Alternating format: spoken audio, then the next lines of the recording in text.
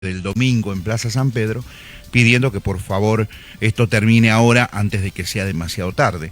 Con Fernando quiero analizar, él es profesor también, analizar un poco esta situación en los pocos minutos que le vamos a robar. Querido José Luis, te saluda desde aquí, desde Canal 11, desde Medio Rioja. ¿Cómo estamos? Buen día. ¿Qué tal, José Luis? Un gusto hablar con vos. ¿Qué significa esto? A ver, los que conocemos historia vemos que siempre hubo países que se han entrometido, fronteras adentro de varios países. Te estoy hablando desde épocas de Alejandro Magno, pasando por Napoleón Bonaparte, pasando por Hitler y por tantos personajes que han pretendido invadir y que de hecho lo han conseguido, por ello la formación de grandes imperios en el mundo, de países que no les correspondía, simplemente por ambición, por tierra, por minerales, etcétera, etcétera. ¿Esto qué significa? Si yo tengo que apurarte en una pregunta, a ver, decime por qué están atacando Irán. ¿Cuál es la respuesta, Fernando? Lo primero que te voy a decir es que, a diferencia de la segunda mitad del siglo XX, hoy vivimos un mundo sin reglas. Es decir, si bien hay un derecho internacional, no está, en la práctica no está. En el siglo XX, segunda mitad, la ONU, posiblemente algunas de sus agencias, podían castigar, podían sancionar, tenían poder de sanción, porque había un consenso de las potencias que ese era el reglamento, digamos, ¿no? La Unión Soviética estaba dentro de la ONU, Estados Unidos también, ellos manejaban en el mundo, había reglas. Ahora vivimos un momento de conflicto por esas reglas. Entonces vamos a vivir quizás todas nuestras vidas, los que tenemos cierta cantidad de años, en un momento incierto y violento. Y lo estamos viviendo, digamos, en los últimos años, porque no hay un conjunto de derecho internacional con poder de sanción que realmente exista. Y están peleando por ver quién lo va a escribir y posiblemente hasta el 2050 no lo sepamos. O sea, primero que el contexto es más parecido al de Alejandro el Magno que al de la segunda mitad del siglo XX. Pasa que los que vivimos la segunda mitad del siglo XX estamos acostumbrados a que hay un derecho internacional, Claro, que tiene un costo hacer estas cosas. Entonces, eso ya no está más. Bueno, pero ahora no hay costo para quien va y decide, a ver, no vamos a atacar y bombardear Venezuela, no vamos a, pero vamos a secuestrar a Maduro, por ejemplo, o del país que se te ocurra, ¿no? Hoy parecería que no hay un límite a ello, ¿no? No, es decir, por ejemplo, Rusia invadió Ucrania. Teóricamente, con el derecho internacional, está mal, no corresponde, es ilegal. Pero no, estamos viendo un momento en que los actores políticos, no solo las potencias, pelean a Azerbaiyán con Armenia. Estamos en un momento, al no haber derecho internacional, el más fuerte impone sus reglas. Eso es lo que pasa cuando no hay un derecho Rusia a nivel nacional. Fernando, Rusia tuvo castigo, por lo menos, a ver, yo te cito el deporte. Un piloto de Fórmula 1 lo eyectaron a las 2 semanas de que empezó la guerra. Los tenistas en los grandes máster de tenis no se les ponía la banderita ahí abajo donde señalaba de qué países eran. Rusia lo expulsaron de la Eurocopa, no lo dejaron participar del último Mundial de Qatar. O sea, en lo deportivo hubo una sanción fuerte para Rusia, pero no para Ucrania. Está bien, coincido con vos, es un dato menor. Pero, por ejemplo, en 1980, creo que fueron las Olimpiadas de los 80 que iban a hacer, creo que iban a hacer en Rusia, hubo un boicot, eso más, digamos, en términos de la energía, el petróleo, los alimentos, las exportaciones, Rusia sufrió, no, porque la mitad del mundo, Corea del Norte, China, Irán, sus aliados, la India, Europa misma, siguen buscando formas de comerciar un poco, que es lo que importa a Putin, mantenerse en el poder, que el país funcione, no ir al mundial, es cierto, pero bueno, en esta situación no parece un costo. Porque quiero decirte, en este momento, en otra época de la vida, posiblemente la ONU se hubiese reunido, hubiese enviado tropas, posiblemente hubiese hecho una sanción mucho más fuerte, posiblemente nadie se hubiese animado. En la segunda mitad del siglo XX, pocos se animaban a desafiar o a la Unión Soviética o a Estados Unidos, claro. Entre ellos sí, pero sí, países menores, países chicos. Quiero decir, porque acá quiero meter la segunda cosa. Irán es posiblemente el menos indicado para argumentar el tema de la intervención, porque ha hecho una lectura muy correcta de la situación en la que vivimos, y los últimos 20 años de Irán ha sido un canto a la intervención en terceros países. Sí, totalmente. No es que se han quedado en su país y tratan de sacarla adelante. No, bueno, ha intentado entrar en el Líbano, en Siria, en Irak, en Israel, en América Latina, a través de sus proxies o ellos mismos. Entonces, estamos viviendo un mundo de los actores tienen incentivos para actuar de esa manera. Sí, sí, el memorándum de Irán acá en Argentina, los atentados. O sea, yo lo decía recién cuando pretendía hacer una editorial y no me dio el tiempo, de que tampoco es la Carmelita descalza. Pero eso tampoco significa, y coincido con vos en el tema de un mundo sin códigos, sin reglas, que vayas a invadir un país que debería solucionar sus conflictos puertas adentro, ¿no? Lo que pasa, a ver, si vos me preguntás a mí, yo coincido con vos, pero quiero decir, si tenemos que describir lo que pasa, sin involucrar nuestra opinión, lo que pasa, ¿por qué no intervenir? Si pueden. ¿No? Estamos hablando de estados nacionales, de potencias que tienen intereses, que funcionan con sus intereses, que tienen el poder para hacerlo, y no tienen ninguna restricción a la hora de hacerlo. Claro. Si me preguntas a mí, yo quiero que sea derecho internacional, que los estados nacionales se subsuman al derecho internacional, le obedezcan, y no, yo quiero eso, pero si queremos saber qué está pasando, no está pasando eso, y en mi opinión no va a pasar eso por mucho tiempo más. Sí. Es más, volviendo al plano deportivo, uno de los aliados históricos de Irán es Qatar, y en Qatar se va a jugar dentro de poco tiempo una finalísima. Y también, ahora yo me pregunto, ¿por qué no hay sanciones para Estados Unidos con lo de Venezuela, ahora con esto? Y no es que en Rusia se iba a organizar el Mundial del 22, de hecho Rusia se jugó en el 2018, pero no hay sanciones para Estados Unidos por el próximo Mundial que se va a jugar allí. ¿No es un riesgo, Fernando, para el deporte? En este caso, como una vez fueron las Olimpiadas, hoy es el fútbol, jugar en un país que está en un conflicto bélico, un conflicto a nivel mundial. Sí, bueno, claro, vuelvo a insistir, yo pienso eso que decís vos. Ahora, ¿quién le pone el cascabel al gato? Bueno.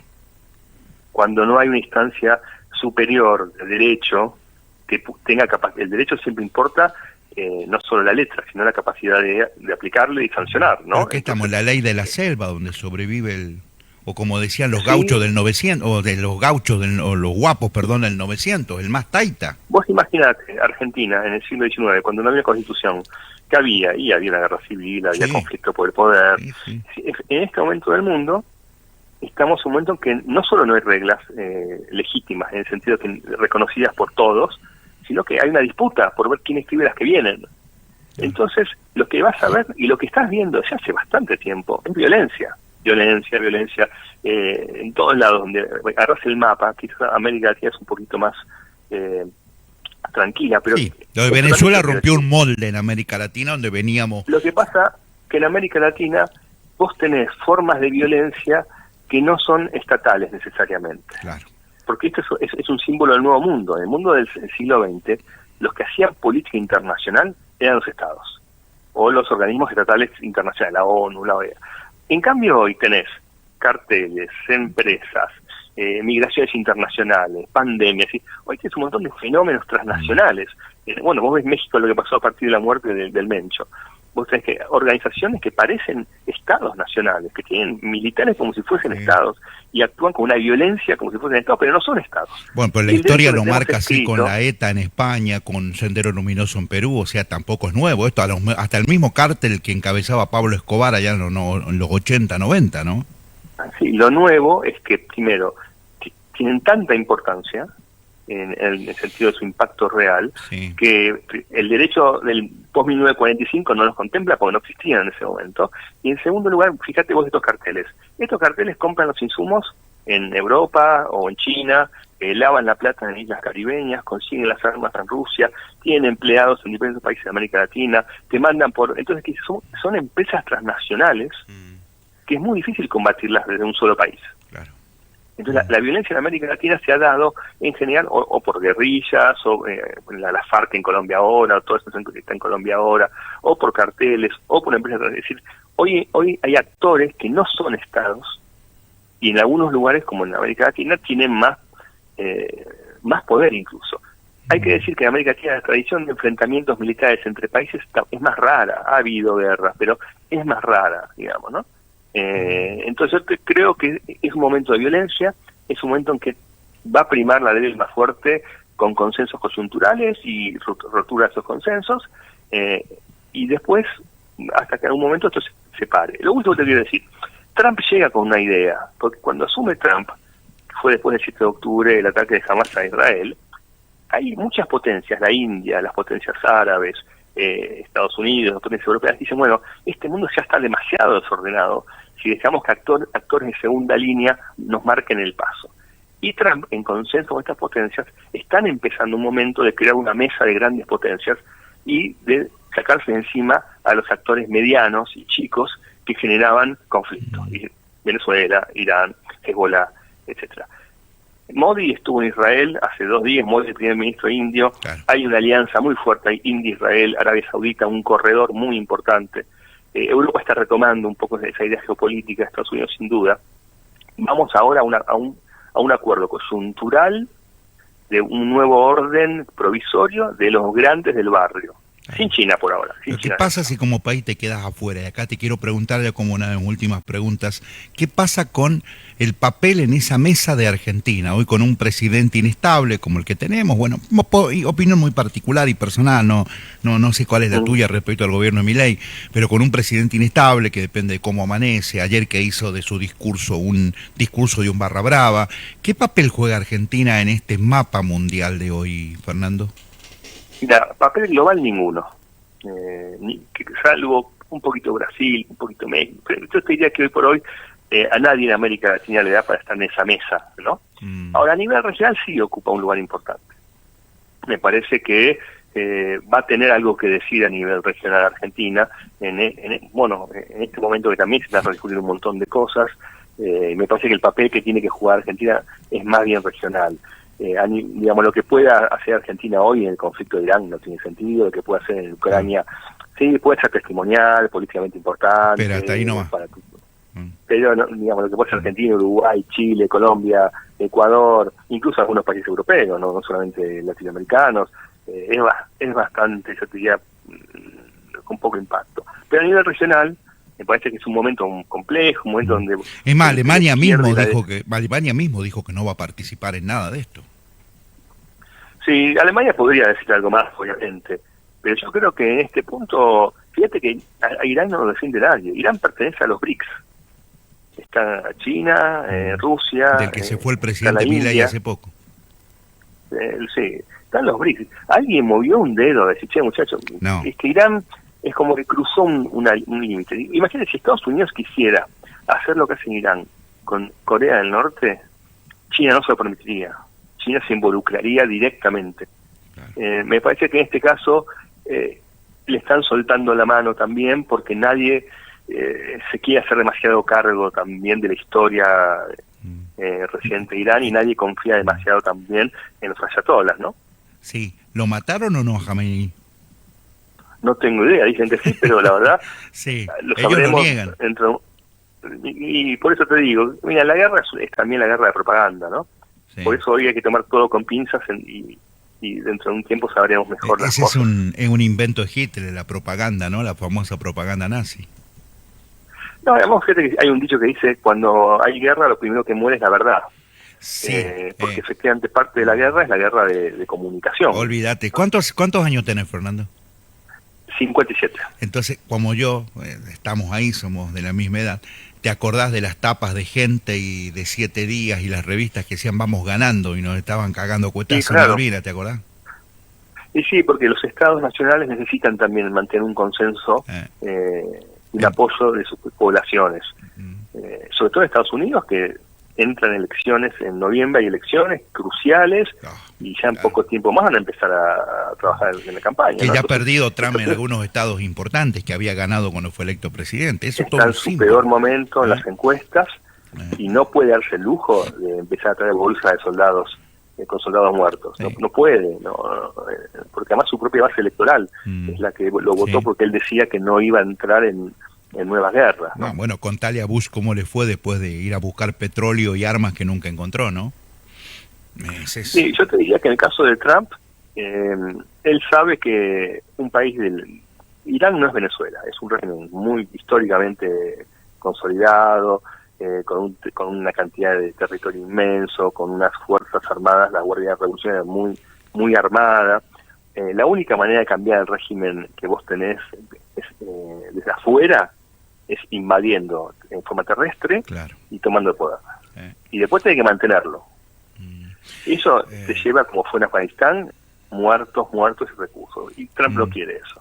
Trump quiere generar las condiciones como fue con Maduro. Si yo saco a Maduro, eso genera un efecto dominó que termina en que el régimen se terminó. Si yo saco al Ayatollah, sí. Él espera producir ese efecto sin necesidad de un costo terrestre, digamos. Imposible, ¿no? El único que vi triunfar en Irán y salir vivo con algunas heridas fue a Rambo, pero ese es cine, ¿viste? Estamos muy lejos de esta. Eso es muy lejos de la realidad.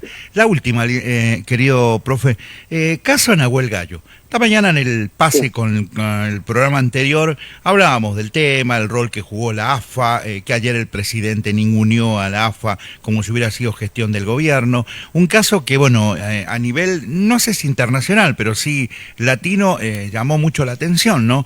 Con la desaparición primero y después la confirmación de que estaba detenido por el régimen de Maduro. ¿Qué visión tenés de esto que ocurrió? Que, bueno, gracias a Dios hoy ya va a ser historia, ¿no? Porque está a horas o ya volvió finalmente con su familia, el gendarme. Mira, lo que te diría es que esto se conecta mucho con lo que hablábamos al principio.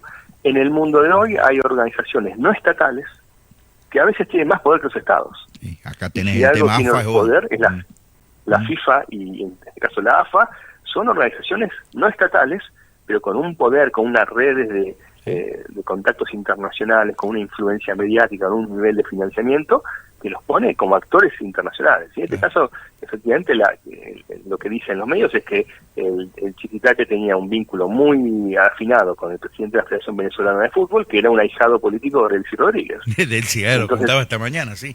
Es más, tenía algún parentesco de Delcy no solamente con su ahijado, sino con alguien de la federación, y bueno, ahí están los resultados. Todo fue cuestión de diplomacia, no es que Chiquitapia llegó con 2 ametralladoras, ¿no? Porque hoy en nuestro mundo está la diplomacia tradicional, está la diplomacia del fútbol, está la diplomacia de las empresas, está la diplomacia de los grupos armados. Hoy el escenario internacional no le pertenece más a los estados exclusivamente, como pasaba en el siglo XX. Claro.